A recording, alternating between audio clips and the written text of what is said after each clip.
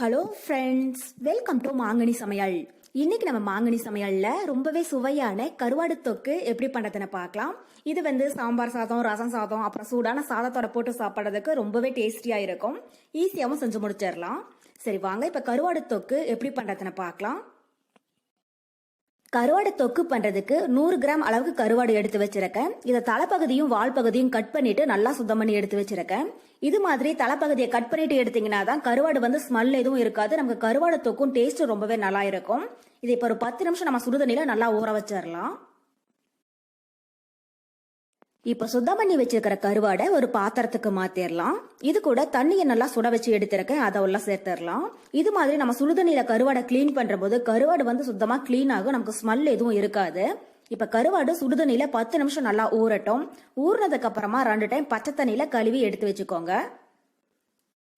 அடுத்தது பெரிய எலுமிச்சம்பழம் சைஸ்ல புளி எடுத்திருக்கேன். புளியை இது மாதிரி நல்லா அழுத்தி பெரிய எலுமிச்சம்பழம் சைஸ்ல எடுத்துக்கோங்க. கருவாடு தொக்குக்கு புளி கொஞ்சம் அதிகமா இருக்கணும், அப்பதான் டேஸ்ட் ரொம்பவே நல்லா இருக்கும். இப்ப இதை ஒரு பாத்திரத்துக்கு மாத்திட்டு கூடவே 1 கப் அளவுக்கு தண்ணி சேர்த்து ஒரு 10 நிமிஷம் நல்லா ஊற வச்சிடுங்க. ஊறினதுக்கு அப்புறமா புளியை கரைச்சி எடுத்துக்கலாம். இது ஒரு வாரமா இருக்கட்டும். அடுத்தது 1 கப் அளவுக்கு சின்ன வெங்காயம் நல்லா பொடியா கட் பண்ணி வச்சிருக்கேன். கருவாடு தொக்குக்கு சின்ன வெங்காயம் அதிகமா சேர்த்துக்கோங்க, டேஸ்ட் ரொம்பவே நல்லா இருக்கும். சின்ன வெங்காயம் இல்லை அப்படின்னா மட்டும் அதுக்கு பதில் பெரிய வெங்காயம் பொடியா கட் பண்ணி சேர்த்துக்கோங்க. கூடவே 10 பல் பூண்டு, அப்புறம் பெரிய சைஸ்ல நல்லா பழமா 2 தக்காளி கட் பண்ணி வச்சிருக்கேன். நம்ம புளி சேர்க்கறதுனால தக்காளி அதிகமா சேர்க்க வேண்டாம், பெரிய சைஸ்ல 2 சேர்த்தீங்கனாலே போதும்.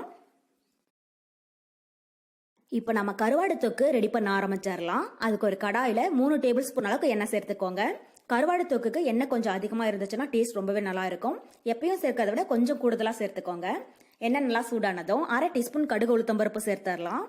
கடுகு பொரிஞ்சு கடலைப்பருப்பும் உளுத்தம்பருப்பும் பொன்னிறமானதும் இது கூட நம்ம கட் பண்ணி வச்சிருக்கிற சின்ன வெங்காயம், கூடவே உரிச்சு வச்சிருக்கிற பூண்டு பற்கள்.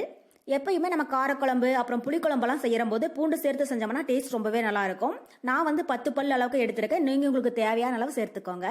கூடவே கொஞ்சமா கருவேப்பிலை சேர்த்துட்டு வெங்காயம் லைட்டா கண்ணாடி மாதிரி ஆகிற அளவுக்கு வதக்கிடலாம்.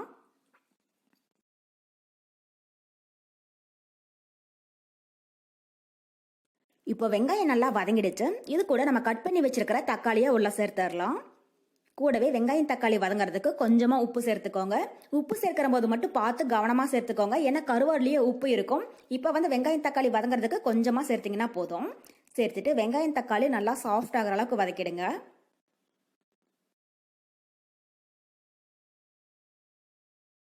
பாருங்க, இப்ப வெங்காயம் தக்காளி நல்லா சாஃப்டா வதங்கிடுச்சு. இது கூட 1/4 டீஸ்பூன் அளவுக்கு மஞ்சள் தூள் சேர்த்துடலாம். கூடவே காரத்துக்கு 1 டேபிள் ஸ்பூன் குழம்பு மிளகாய் தூள்.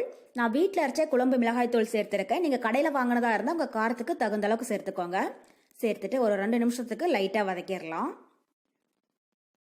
கருவாடு தொக்கு நல்லா காரசாரமா இருந்துச்சுன்னா தான் டேஸ்ட் ரொம்பவே நல்லா இருக்கும்.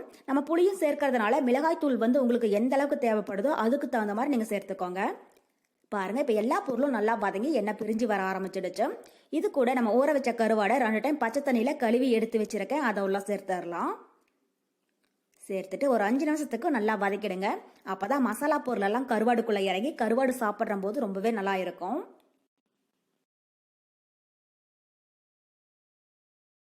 இப்போ கருவாடு நல்லா வதங்கி எண்ணெய் பிரிஞ்சு வர ஆரம்பிச்சிடுச்சு. இது கூட நம்ம கரைச்சி வச்சிருக்கிற புளி கரைசலை உள்ள சேர்த்துடலாம்.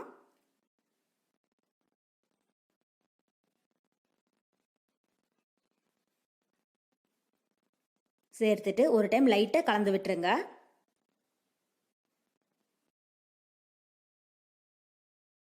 லைட்டா கலந்ததுக்கு அப்புறமா இது கூட கருவாடு தொக்குக்கு தேவையான அளவு தண்ணி சேர்த்துடலாம்.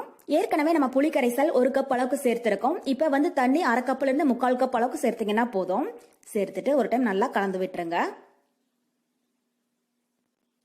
கலந்ததுக்கு அப்புறமா இப்ப கடாயடைய மூடி போட்டு மூடி வச்சிடலாம். மீடியம் ஹீட்ல 15 நிமிஷம் இருக்கட்டும். அப்பப்போ இடையில ஓபன் பண்ணி கிளறி விடுங்க. 15 நிமிஷத்துக்கு அப்புறமா எப்படி இருக்குன்னு பார்க்கலாம். பாருங்க, இப்ப 15 நிமிஷம் போல ஆகிடுச்சு. மூடி ஓபன் பண்ணி பார்க்கலாம். அவ்வளவுதான், நம்ம கருவாடு தொக்கு ரொம்பவே சூப்பரா தயாராயிடுச்சு. கருவாடு தொக்கு நல்லா திக்காயி எண்ணெய் பிரிஞ்சு வர ஆரம்பிச்சிடுச்சு. கருவாடும் நல்லா சாஃப்டா வெந்து வந்திருக்கு. இந்த ஸ்டேஜ்ல உப்பு காரம் டேஸ்ட் பண்ணி பாருங்க. உப்பு காரம் குறைவா இருந்துச்சுன்னா உங்களுக்கு தேவையான அளவு சேர்த்துக்கோங்க.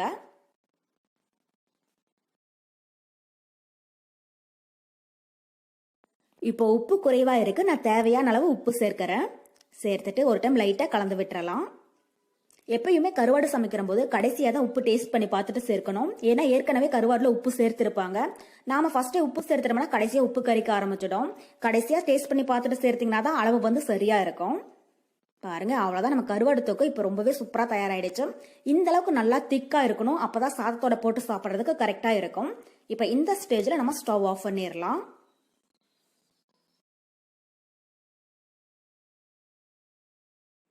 அவ்வளோதான், நம்ம கருவாடு தொக்கு ரொம்பவே சூப்பராக தயாராகிடுச்சு. இதே மெத்தடில் நெத்திலி கருவாடு, சென்னா கருவாடு அல்லது உங்களுக்கு விருப்பமான எந்த கருவாடு வேணாலும் சேர்த்து செய்யுங்க.